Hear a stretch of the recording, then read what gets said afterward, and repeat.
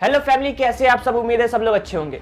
22 जनवरी 2024 यह वह तारीख है जिस दिन उत्तर प्रदेश के अयोध्या के अंदर श्री राम जन्मभूमि के स्थान पर राम मंदिर का उद्घाटन होने जा रहा है। और यह दिन सबसे ज्यादा महत्वपूर्ण होगा सनातन धर्म के लोगों के लिए, सनातन धर्म को फॉलो करने वाले लोगों के लिए। यह तारीख इसलिए भी बहुत ज्यादा महत्वपूर्ण हो जाता है क्योंकि भगवान राम की इस राम मंदिर को बनाने के लिए कितने ही सदियों से सनातनी संघर्ष कर रहे थे, अपने बलिदान को दे रहे थे।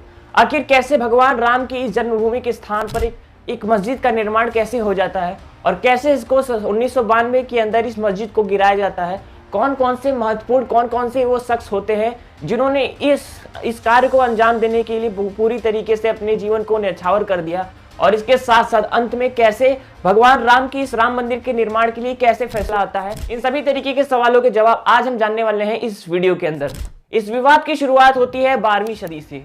इसमें से बहुत सारे लोग तो ये कहेंगे कि ये विवाद तो 16वीं सदी से शुरू हुआ था, 16वीं शताब्दी से शुरू हुआ था, लेकिन असल में इसकी जड़ तो 12वीं शताब्दी से है ना। तो हम शुरू करते हैं 12वीं शताब्दी से।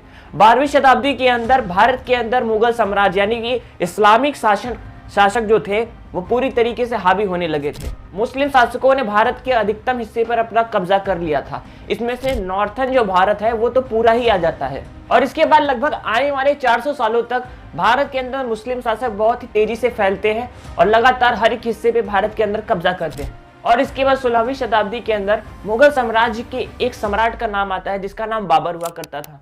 बाबर का एक सेनापति था जिसका नाम था मीर बाकी, और कहा जाता है कि मीर बाकी वह सेनापति था बाबर का जिसने भारत के उत्तर प्रदेश के अयोध्या के अंदर श्री राम जन्मभूमि के स्थान पर वहां पर उसको तोड़कर, राम मंदिर को तोड़कर वहां पर एक मस्जिद बनाया और उस मस्जिद का नाम रखा गया बाबरी मस्जिद। यह घटना 1528 की थी जब बाबर ने यह कार्य करवाया था। और इसके बाद 16वीं शताब्दी के बाद से यह स्थान बहुत ज्यादा विवादित हो गया।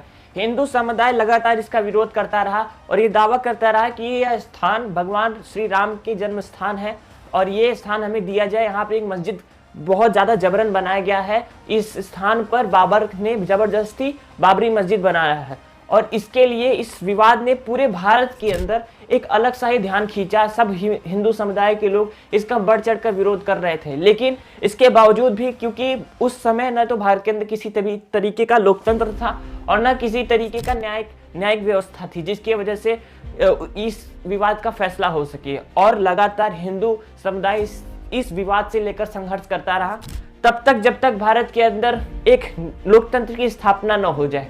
और इसके बाद भारत की आज़ादी के बाद 1947 के बाद जब भारत आज़ाद होता है तब भारत के अंदर बहुत सारे ऐसे शख्स, ऐसे व्यक्ति निकल के आते हैं, ऐसे नाम सामने आते हैं जिन्होंने राम मंदिर को वापस लाने के लिए, राम मंदिर को बनाने के लिए हर एक संभव प्रयास किया जिससे यह मंदिर बन सके। और इसके बाद समय आता है 1990 का, यानी 90 के दशक में कुछ बड़ा मोड़ आता है इस विवाद को लेकर। 1990 के अंदर एक महत्वपूर्ण व्यक्ति का नाम सामने आता है जिनका नाम लाल कृष्ण आडवाणी था। लाल कृष्ण आडवाणी भारतीय जनता पार्टी के एक प्रमुख नेता थे और राष्ट्रीय स्वयंसेवक संघ के यानी आरएसएस के एक प्रमुख व्यक्ति थे। इन्होंने अयोध्या के राम मंदिर के निर्माण के लिए समर्थन जुटाने के लिए पूरे भारत के अलग अलग हिस्सों में अलग अलग जगह जाकर वहां पर राम रथ यात्रा निकालना शुरू किया। राम रथ यात्रा की शुरुआत करके वो लोगों को यह समझाना चाहते थे कि अयोध्या के अंदर भगवान श्री राम का जन्म स्थान है और वहां पर मस्जिद गैर कानूनी रूप से बनाया गया है और इसके लिए हर एक हिंदू समुदाय को इस समर्थन के लिए आगे बढ़कर आना होगा। इसी में एक और महत्वपूर्ण व्यक्ति का नाम सामने आता है जिनका नाम मुरली मनोहर जोशी था। मुरली मनोहर जोशी भी भारतीय जनता पार्टी के एक और वरिष्ठ नेता थे। इन्होंने भी भारत के अलग अलग हिस्सों में राम मंदिर के निर्माण के लिए लोगों के समर्थन को जुटाने के लिए संबोधित किया था और तरह तरीके से लोगों के बीच में रैलियां करके, लोगों के बीच में सभाएं करके अलग अलग तरीके से हिंदू समुदाय के लोगों को संबोधित किया। इसके लिए आवाज उठाने के लिए सबको प्रेरित किया और सबको यह आश्वासन दिया कि हम सभी मिलकर राम मंदिर के निर्माण करवा सकते हैं और वो भी संवैधानिक तौर पर, न किसी भी तरीके से हिंसात्मक तरीके से, किसी भी तरीके से वायलेंस से, बल्कि एक अहिंसा के तौर पे, नॉन वायलेंस के जरिए हम इस राम मंदिर के निर्माण को पा सकते हैं। इसी श्रृंखला में और भी नाम सामने आते हैं जैसे कि बाल ठाकरे, उमा भारती, अशोक सिंघल और भी ऐसे तरीके के नाम शामिल थे जिन्होंने राम मंदिर के निर्माण के लिए समर्थन दिया।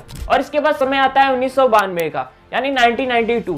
6 दिसंबर 1992 के दिन विश्व हिंदू परिषद, जो कि एक हिंदू संगठन है और इसके साथ अन्य बहुत सारे संगठनों के वरिष्ठ नेता एक राजनीतिक रैली को संबोधित करते हुए अयोध्या के अंदर जा रहे थे। इस रैली के अंदर अयोध्या में बहुत सारे राजनीतिक पार्टी के कार्यकर्ता शामिल थे और ऐसे ही एक राजनीतिक कार्यकर्ताओं की भीड़ बाबरी मस्जिद के पास पहुंचती है और देखते ही देखते वहां पे लोग हिंसात्मक होने लगते हैं और वहां पर वो बाबरी मस्जिद को गिरा देते हैं, बाबरी मस्जिद का विध्वंस कर देते हैं, बाबरी मस्जिद को गिरा देते हैं। 1992 के अंदर बाबरी मस्जिद के गिरने के बाद ही पूरे देश के अंदर हिंदू और मुसलमान समुदाय के बीच में एक विवाद शुरू हो जाता है, एक विरोध शुरू हो जाता है और दोनों समुदाय एक दूसरे के कट्टर दुश्मन बन जाते हैं। देश के अलग अलग हिस्सों से हमें बहुत सारे हिंसात्मक दृश्य देखने को मिलते हैं। देश के अलग अलग हिस्सों में हिंदू मुसलमानों के बीच में दंगे भड़क जाते हैं और दंगे शुरू हो जाते हैं। यहाँ पर कहा जाता है कि कल्याण सिंह, जो कि उत्तर प्रदेश के उस समय मुख्यमंत्री थे,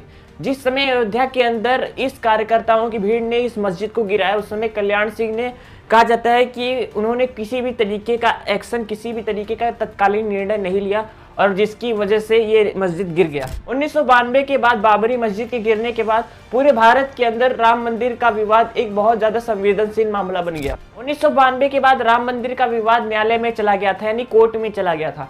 हालांकि 1950 में ही जिला न्यायालय में एक याचिका दायर की गई थी राम मंदिर के विवाद को लेकर, लेकिन 1992 में ये जो विवाद था ये बहुत ज़्यादा ही संवेदनशील हो गया था। इसके लिए कोर्ट में इसे बहुत ज़्यादा जल्दी फैसला सुनाना था, क्योंकि इसकी वजह से बहुत ज़्यादा राजनीतिक और सांप्रदायिक हिंसा भड़क रही थी। यह विवाद कई सालों तक जिला न्यायालय में चला, इसके बाद इलाहाबाद हाई कोर्ट में यानी उच्चतम न्यायालय में, हाई कोर्ट में चला और अंत में इस विवाद को सुप्रीम कोर्ट में ले जाया गया। और इसके बाद काफी सालों तक सुप्रीम कोर्ट में ये विवाद चलने के बाद 9 नवंबर 2019 को फैसला आता है और इस फैसले के अंदर सुप्रीम कोर्ट ने कहा कि भगवान श्री राम के जन्म स्थान पर, श्री राम जन्मभूमि के स्थान पर राम मंदिर के निर्माण के लिए एक स्थान दिया जाना चाहिए। सरकार से अनुरोध करती है कि उस स्थान पे एक राम मंदिर के निर्माण के लिए स्थान दिया जाए और इसके साथ साथ बाबरी मस्जिद के पुनर्निर्माण के लिए कोई दूसरी जगह दी जाए, दूर जहां पर एक अच्छी सी जगह दी जाए और राम मंदिर के स्थान के लिए वहीं पर जहां राम मंदिर का जगह था, जहां पर राम भगवान का जगह था, जहां पे राम मंदिर पहले थी, वहीं पर एक राम मंदिर का निर्माण किया जाए। अब यहाँ पे सबसे महत्वपूर्ण बात कि जब सर्वोच्चतम न्यायालय यानी सुप्रीम कोर्ट ने फैसला सुना दिया कि भगवान श्री राम का जन्म स्थान पर एक मंदिर का निर्माण किया जाए, क्योंकि श्री राम जहाँ पे जन्मे थे वो वही स्थान है जहाँ पर बाबरी मस्जिद बनी थी। वो स्थान जहाँ पे श्री राम जी का जन्म था अयोध्या के अंदर, वो स्थान बाबरी मस्जिद जहाँ पे बनी है वहीं पर था, वहां पर एक मंदिर का निर्माण किया जाए। तो मुझे नहीं लगता कि और किसी को अब इसके अंदर विवाद करने की ज़रूरत है और या इस फैसले के अंदर नाराज़गी होने की आवश्यकता होगी, क्योंकि सुप्रीम कोर्ट यानी सर्वोच्चतम न्यायालय ने सबको एक बराबर आंख बंद करके अपने तराजू पे तोलते हैं और जिसका पलड़ा जहाँ भारी होगा, जो सच्चाई जिसके अंदर ज़्यादा होगी, वहाँ पर वो झुक जाएगा। और ये फैसला आ गया। उसके बाद राम मंदिर का निर्माण जोरों तोरों से शुरू हो गया है और 22 जनवरी 2024 के दिन, जैसा कि हम सब जानते हैं, राम मंदिर के भव्य निर्माण के बाद से इसका भव्य उद्घाटन होने जा रहा है और जिसके लिए सभी सनातनी भाई, सभी सनातनी लोग इसका बेसब्री से इंतजार कर रहे हैं। और ये एक तरीके का पर्व है, एक तरीके का सेलिब्रेशन है, क्योंकि भगवान राम कितने सालों तक टेंट में थे और आज इतने सालों के बाद, सदियों के बाद फिर से राजमहल में जाने वाले हैं। जो भी इस वीडियो को देख रहे हैं, नीचे कमेंट करके जरूर बताइए कि क्या सर्वोच्चतम न्यायालय यानी सुप्रीम कोर्ट द्वारा दिए गए इस फैसले से आप सभी खुश हैं? क्या राम मंदिर का निर्माण जो हुआ है वो सही है या नहीं? नीचे अपने ओपिनियन, अपनी राय जरूर हमें कमेंट बॉक्स में करके जरूर बताइए। तब तक मिलते हैं नेक्स्ट वीडियो के अंदर। जय हिंद, जय भारत।